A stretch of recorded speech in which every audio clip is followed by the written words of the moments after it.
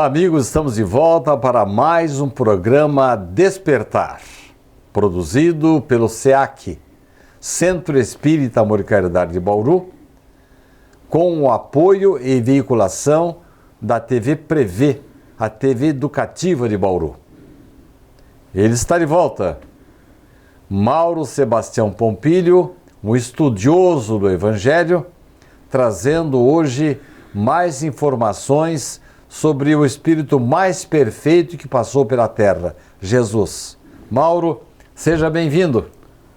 Sidney, é sempre um prazer estar aqui dialogando com você, sobretudo quando os temas são temas tão substanciosos, temas que efetivamente nos envolvem na vida, temas que trazem à nossa memória, à nossa recordação, à nossa lembrança, coisas importantes que teremos ao longo de tantos anos de leitura, de estudo aprendido no curso da nossa vida.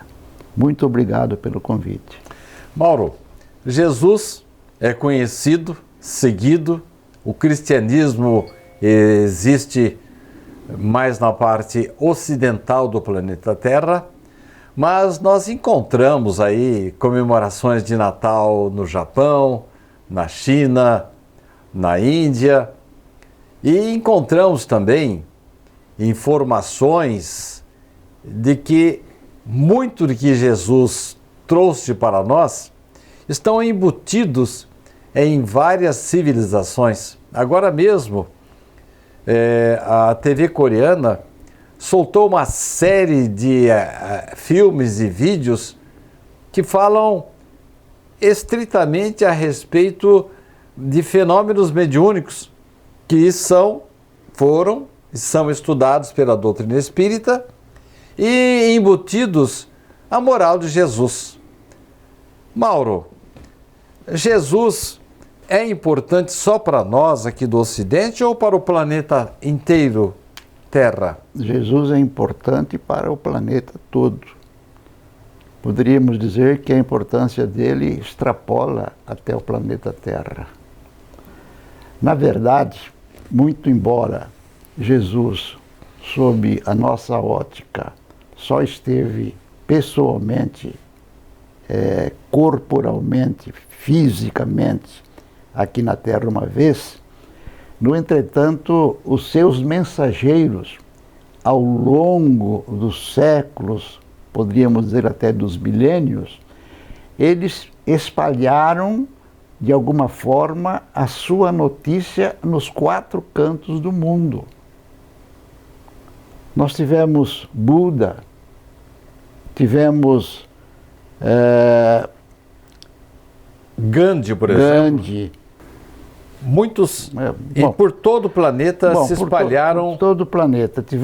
Em todos os países, tivemos mensageiros do Cristo espalhando informações absolutamente concordantes com o pensamento do Cristo. O que nos leva à conclusão de que, efetivamente, esses mensageiros, todos de grande qualificação espiritual, vieram para aplainar os terrenos. E eu estou me lembrando, Sidney, se você me der licença de continuar falando, eu estou me lembrando daquela manifestação do Espírito da Verdade, né, em que ele diz assim, olha, ele termina dizendo, amai-vos, este é o primeiro ensinamento, instruí-vos, este é o segundo. Mas ele começa lá atrás dizendo que esteve, de alguma forma, em todas as partes do mundo, trazendo as suas informações e que, na verdade, de alguma forma, representam o seu pensamento divino para todo sempre. Se a gente observar bem essa mensagem do Espírito da Verdade, que, segundo se diz, foi o próprio Jesus, a gente percebe que ele falou sobre isso nessa mensagem. Você está bem acompanhado na sua tese. Hermínio Miranda, Richard Simonetti falam a mesma coisa nas suas obras. E eu acredito, como você, que o Espírito Verdade já estava permeando a terra, organizando a vinda de vários mensageiros que vieram fazer um trabalho de preparação da vinda de Jesus. Certo. Agora me veio o nome, eu queria falar do Zoroastro. Sim. Do Zoroastro da Síria, né? Mas então, foram mensageiros de Jesus, todos esses grandes nomes que passaram pelo planeta, deixando mensagens de amor no fim. Na essência, mensagem de amor. Você lembrou-se do Gandhi. Que mensagem o Gandhi deixou? De amor ao semelhante, respeitando os outros, respeitando ideias diferentes. Aliás, Gandhi, mesmo sem ser cristão, ele dizia que se todos os livros da terra, todas as bibliotecas fossem destruídas e permanecesse apenas o Sermão da Montanha, nós estaríamos muito bem acompanhados.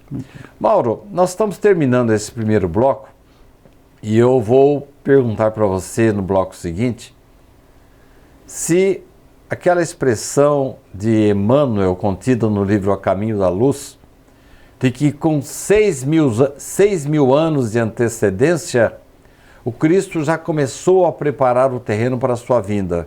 E mais, Mauro, eu quero que você me diga como é que a mensagem de Jesus se espalhou assim de uma forma tão fácil, como que ele trouxe tantos adeptos com essa facilidade. Voltamos já já.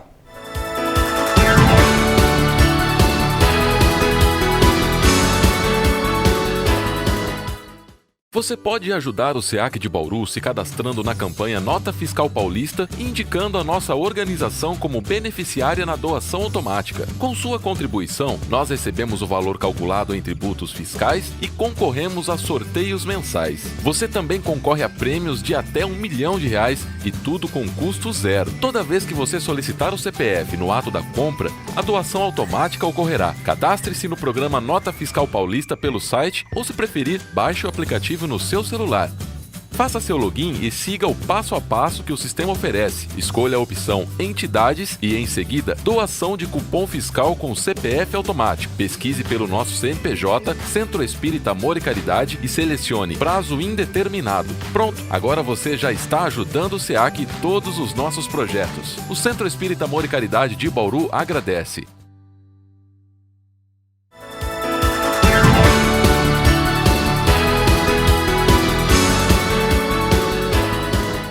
Estamos de volta para mais um bloco do nosso programa Despertar de hoje, com a presença agradável, didática de Mauro Sebastião Pompilho, este estudioso do Evangelho. Deixamos pendente do bloco anterior algumas questões sérias que agora vou reformular para o Mauro. Mauro, consta que, segundo Emmanuel, mentor de Chico Xavier, no livro A Caminho da Luz, que 6.000 anos atrás, antes do nascimento de Jesus, ele já começou a mandar mensageiros para espalhar a sua mensagem e preparar a humanidade para a grande mensagem que revolucionou o mundo. Eu quero saber de você o que você acha dessa ideia, se ela encontra guarida em suas conclusões. E em seguida, quero saber sobre os seguidores de Jesus. Vamos à primeira parte. Sem dúvida nenhuma. Alguns leem essa expressão de Emmanuel e entendem que Jesus teria saído do seu habitat normal e caminhado 6.000 anos. A ideia, segundo o meu entender, não é essa. Nós sabemos, pela doutrina, que um espírito de luz, ele se desloca à velocidade do pensamento. Então, 6.000 anos para se deslocar à velocidade do pensamento, precisa estar muito longe. Na verdade, quando se fala que Jesus preparou a sua vinda há 6.000 anos, é aquilo que você acabou de dizer. Através dos seus mensageiros, ele foi criando ambientação, porque o homem humano, antes da vinda dos capelinos, nós éramos verdadeiros animais. Éramos Primatas verdadeiros ainda. animais, primatas, né? Sim. Então, evidentemente que Jesus ia chegar para dar uma informação grandiosa, valiosa, e as criaturas, de alguma sorte, precisariam estar preparadas para absorver essas informações. Então ele mandou seus mensageiros, Que se espalharam que se pelo planeta. espalharam pelo planeta. Então essa história de que o cristianismo é só nosso aqui do Ocidente é um engano, né? Porque implicitamente ela está contida em todas as religiões, Em todas. de todas as civilizações. Eu tenho uma folhinha do Seishonoye em casa, Sim. aquela que você muda todo dia. Sim. Cada ideia sensacional ali exposta, né? Colhida por um médium japonês. E que bate efetivamente com todos os ensinamentos do Cristo. Você sabe que eu tenho assistido algumas séries coreanas. Eu até escrevi um artigo sobre isso agora, que vai ser publicado pelo Reformador, em que você encontra ali médiuns videntes, reencarnação, planos preparatórios semelhantes àquele que André Luiz descreve naquela casa transitória do plano espiritual, consequências para o suicida, o ambiente agradável para aqueles que fazem o bem. Isto é puro cristianismo, e o estudo do fenômeno mediúnico lá no Oriente. É evidente, porque são coisas universais. Agora, são Mauro, informações universais. Partindo dessa grande... Dá licença, Cine, seria inadmissível que a mediunidade só valesse para o Brasil ao limite. Seria... E eu digo mais, né? Há poucos dias eu vi um livro de um médico americano chamado Eben Alexander, que ele era completamente descrente, e de repente ele teve um estado de coma de uma semana e disse que esteve no paraíso. Você vai pegar o livro dele chamado, em português, Uma Prova do Céu. É assim, um livro muito similar ao livro Nosso Lar, de André Luiz. Que coisa interessante. Então, para a gente entender que aquela ideia de Kardec de que em vários pontos do planeta a mensagem é a mesma, e quando a mensagem é a mesma, você tem que entender que ela é verdadeira. É verdadeira. Mauro, como que Jesus conseguiu, assim, atrair tantos adeptos? A gente fala em 12 apóstolos, mas há um momento em que ele fala que mandou de 200 a 300 espalhando a sua mensagem pelo mundo. Ao menos 72 está muito claro, né? 72 em duplas de 2 para começar a divulgação das suas ideias nas aldeias.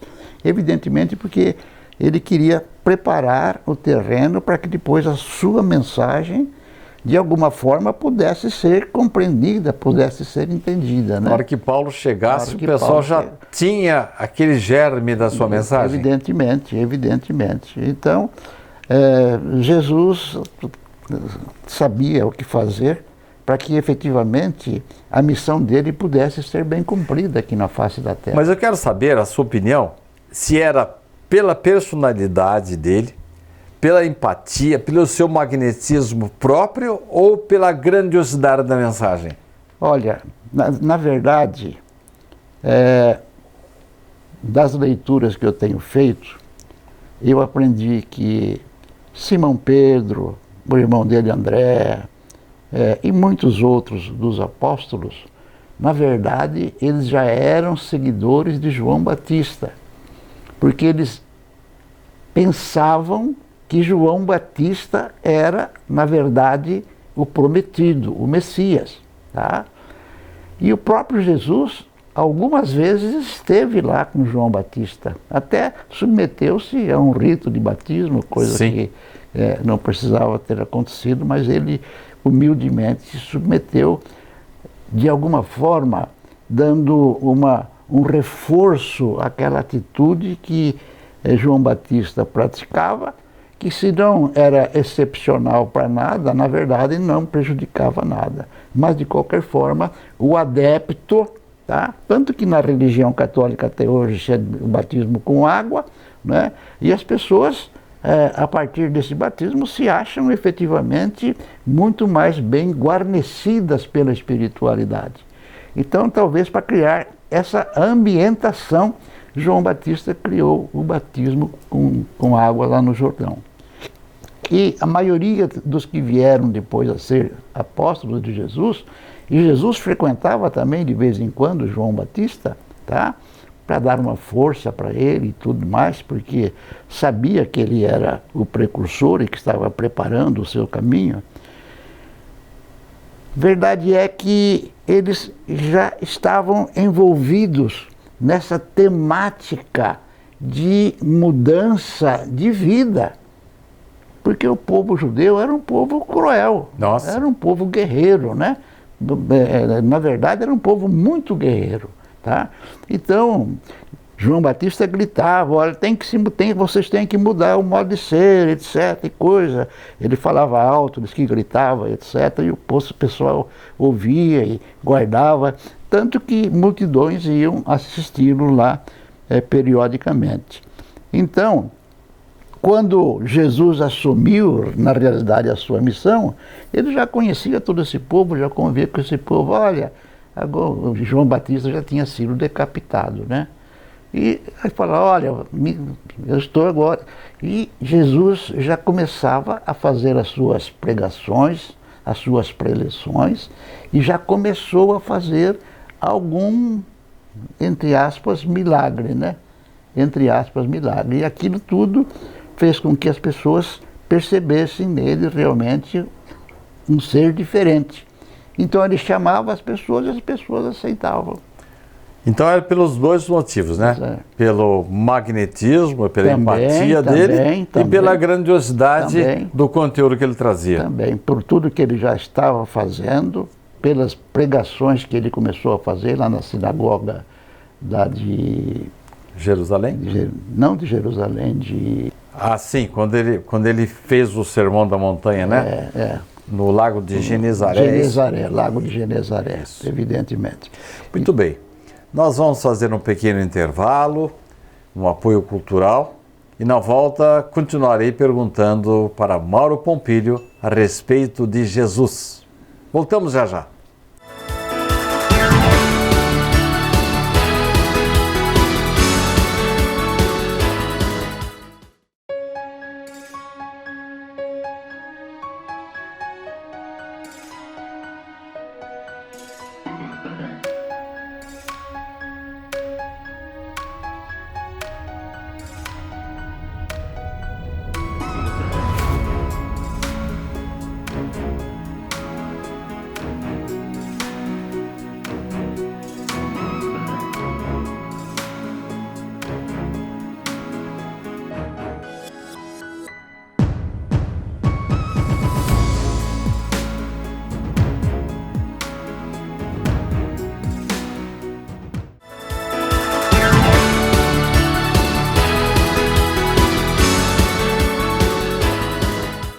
Olha só, minha gente, como o tempo voou.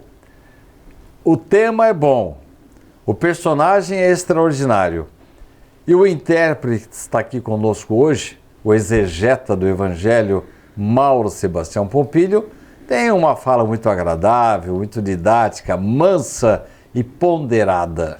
Mauro, estamos já chegando ao estamos começando o terceiro e último bloco do programa. E eu tenho uma pergunta a respeito do próprio Jesus. Desde criança, eu não sabia por que havia em cima da cruz de Jesus a expressão Henri. E depois eu descobri que o I para os judeus era J. Seria Jesus Nazareno, Rei dos Judeus. Por que Rei dos Judeus, Mauro? Rei dos Judeus. Veja bem, Sidney, a história registra que Jesus era muito mal vista pela elite judaica. ele falava para o povo em geral, para quem quisesse ouvi-lo, né? E ele não fazia acepção de pessoas. Ele falava para o povo em geral. E o povo o aplaudia, o povo o seguia, o povo o acompanhava. Quem mandava em questões religiosas era o Sinédrio, composto por 70 anciãos mais sábios judeus. E o Sinédrio não absolutamente admitia que aquele jovem, nascido numa região pobre, a região mais pobre da Judéia, da Judéia, vivendo numa pequena aldeia, em Nazaré era uma pequeníssima aldeia, não é? Ele pudesse ser, na verdade, o prometido, o Messias prometido. Que era aguardado. Né? Eles não aceitavam essa ideia. Achavam que, porque a multidão o seguia, que ele era mais um profeta a mais. Um profeta, alguém que se valia às vezes da facilidade de falar para enganar o povo, e que enganava o povo, e etc. e coisa. Então eles não aceitavam Jesus como rei. Mas, na mente da multidão, Jesus era, na verdade, o prometido. E quando, na sua crucificação, tiveram os seus crucificadores a ideia de nomeá-lo como Jesus Nazarenos Rex Judeorum, né? Eles, na verdade, permitiram que aquilo fosse guardado na mente das pessoas, que aquela informação fosse uma informação que identificava efetivamente a personagem. Ou seja, era Jesus de Nazaré, rei dos judeus, admitido publicamente. Tá? Então, passaram a chamá-lo de rei dos judeus.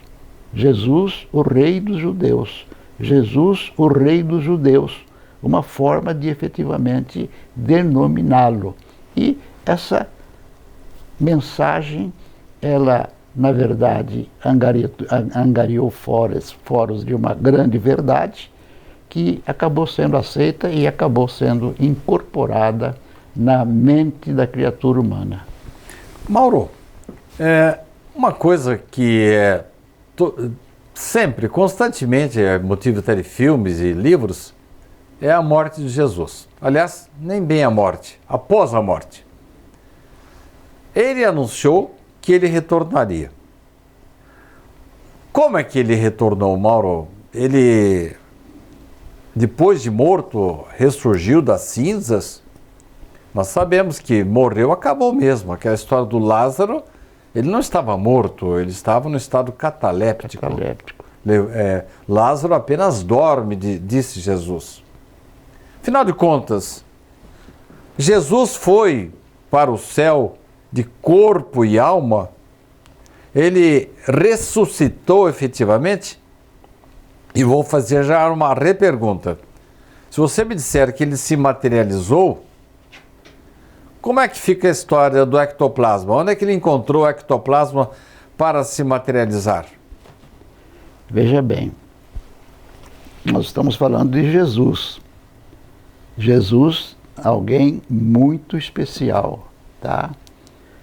Evidentemente que o corpo físico, hoje a ciência entende isso perfeitamente e comprova que toda matéria, ela é energia materializada.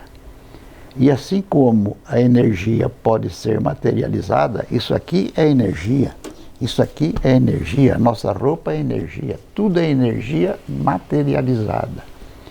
Como a energia pode ser materializada, ela pode ser desmaterializada.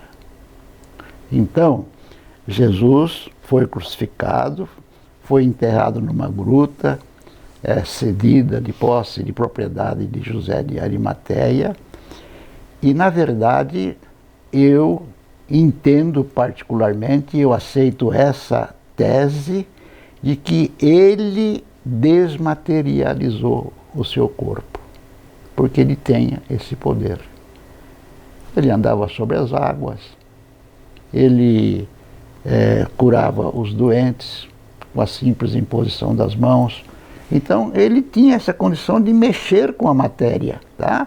Curar um cego tem que mexer com a matéria, curar um surdo tem que mexer com a matéria, curar um paralítico tem que mexer com a matéria.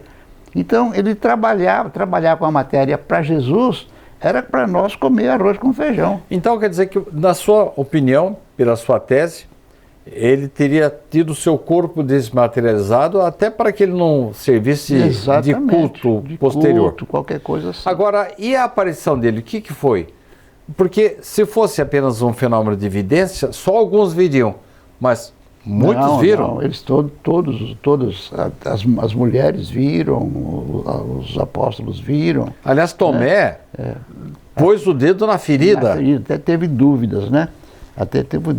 Mas, na verdade, qual é a essência da pergunta? É se a aparição de Jesus foi assim, etérea ou não, né? Não.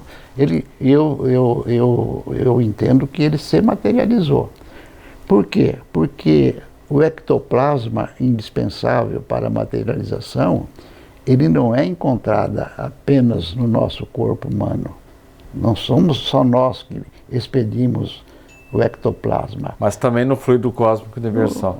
As plantas expedem, os animais em geral expedem, e Jesus colhia onde ele quisesse esse ectoplasma, né? Até nos próprios apóstolos que estavam longe, ele podia... É o poder que ele tinha, né? Pelo poder que ele tinha. Então, a materialização para ele é uma coisa muito tranquila e serena. Mauro, eu ficaria aqui conversando com você por muito tempo, mas o nosso tempo se esgotou. Eu agradeço a sua presença, desde já fazemos o convite para o seu retorno, e a você agradeço pela companhia, pela audiência. Na próxima semana estaremos de volta com mais um programa Despertar. Até lá!